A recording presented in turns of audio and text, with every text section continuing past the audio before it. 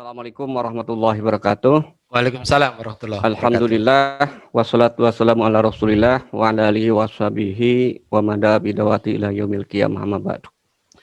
Yang saya hormati Prof. Suteki, kemudian juga Kiai Najamuddin Ramli, dan Kiai Rohmat Eslabib, dan Ustadz Ismail Yusanto. Ya.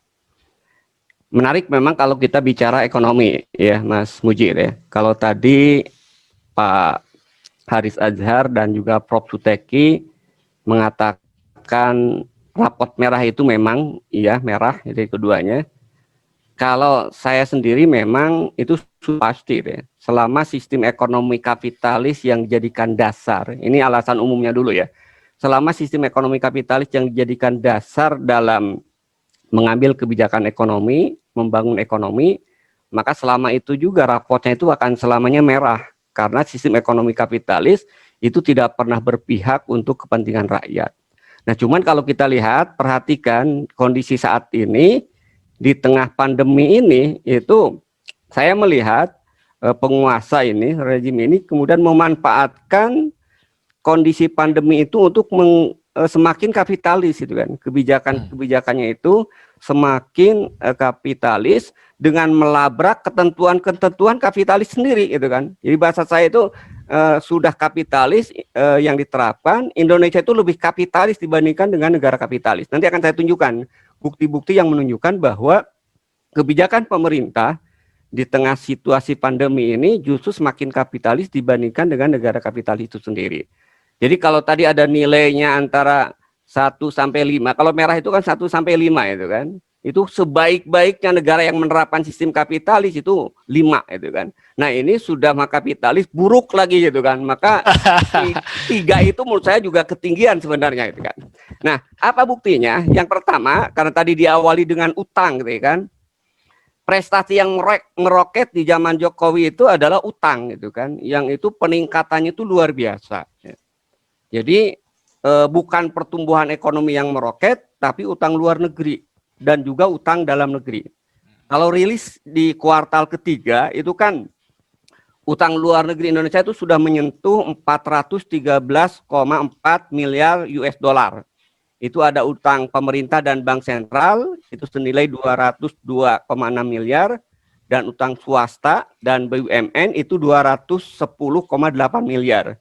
Jadi kalau dirupiahkan ya mendekatilah utang luar negeri ini 6.000 triliun ya kan. Kemudian yang kedua utang pemerintah. Kalau kita lihat utang pemerintah juga naik drastis gitu kan. Data tadi yang disampaikan yang terbaru sehingga Indonesia menempati peringkat 10 besar, peringkat 7 gitu kan. Jadi 10 besar ada di 7 gitu kan.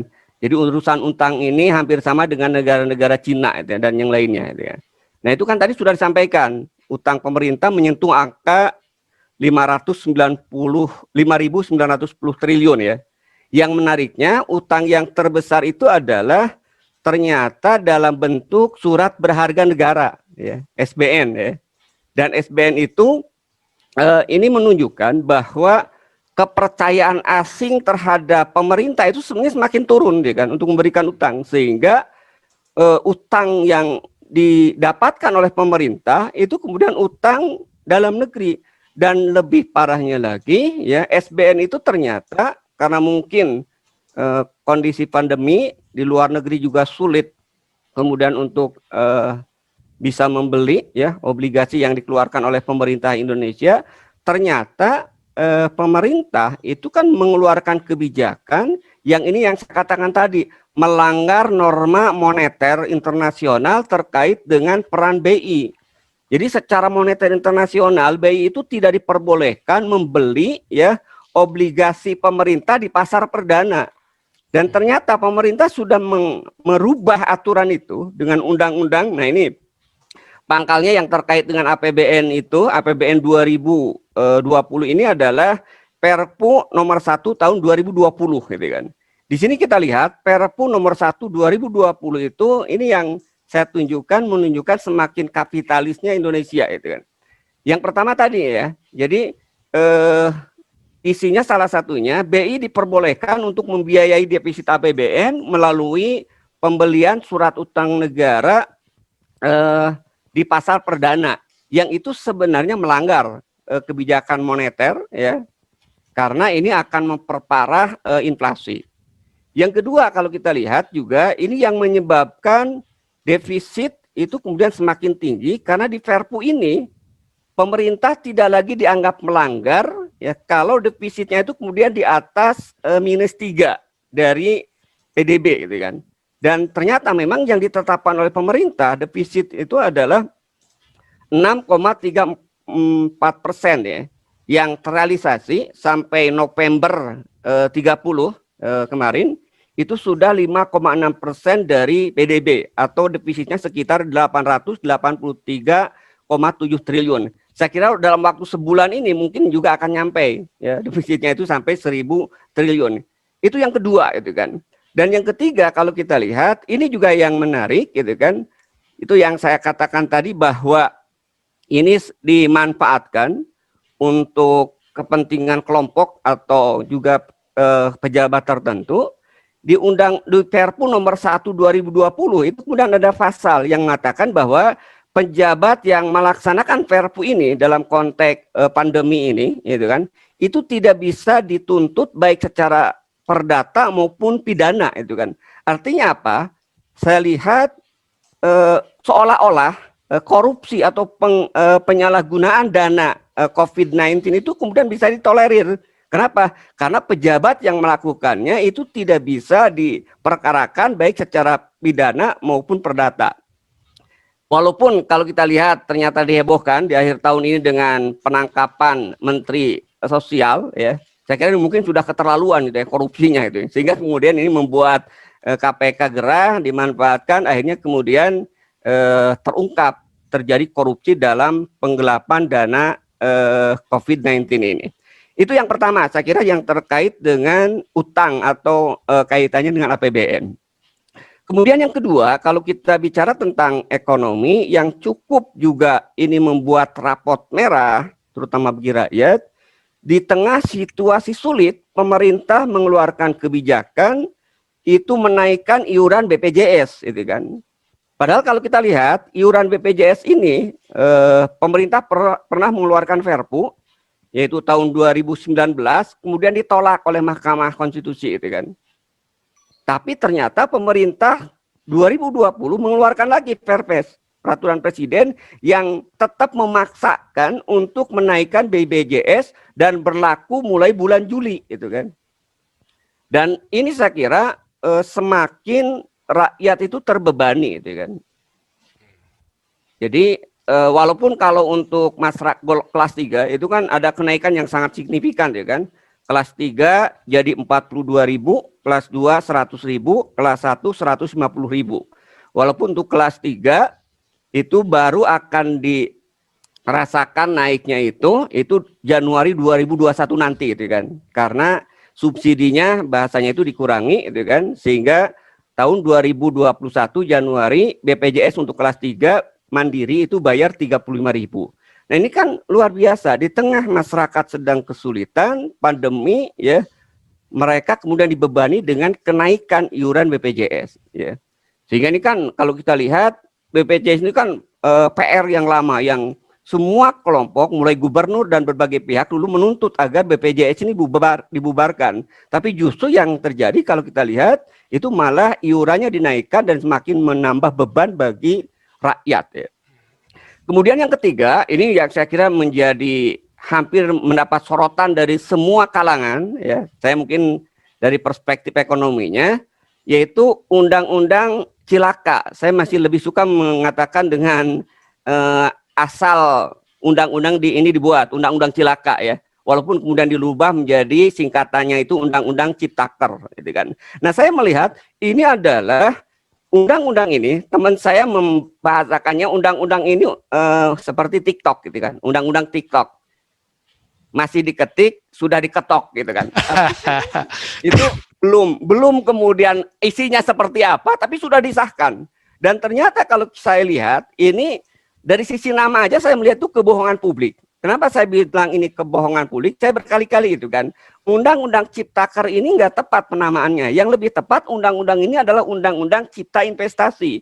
Kenapa? karena semua regulasi di dalamnya itu adalah menguntungkan para kapitalis. Di belakangnya itulah yang saya kira yang menginisiasi sehingga sampai TikTok tadi, walaupun masih diketik sudah diketok, itu adalah para kapitalis.